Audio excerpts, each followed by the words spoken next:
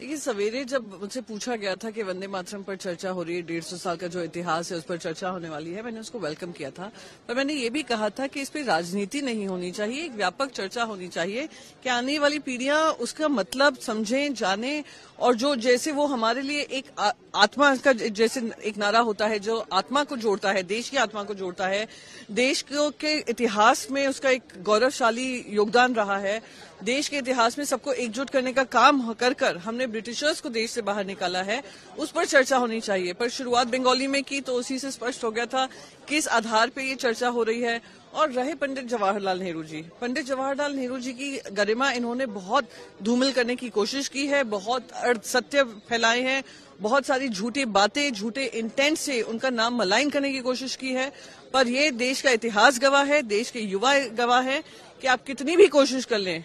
पंडित जवाहरलाल नेहरू जी जो हैं देश के इन मॉडर्न इंडिया मेकर कहलाए जाएंगे, जिन्होंने देश को उस समय पे नेतृत्व किया जब देश सबसे सेंसिटिव पॉइंट पे था, पड़ाव पे था। तो उनके अर्ध झूठ और झूठ उजागर हो रहे हैं। और अगर प्रियंका गांधी जी ने ये बात रखी है तो मैं इसका स्वागत करती हूँ कि देश की बच्चों के सामने, देश की जनता के सामने सही इतिहास पहुंचाना जरूरी है।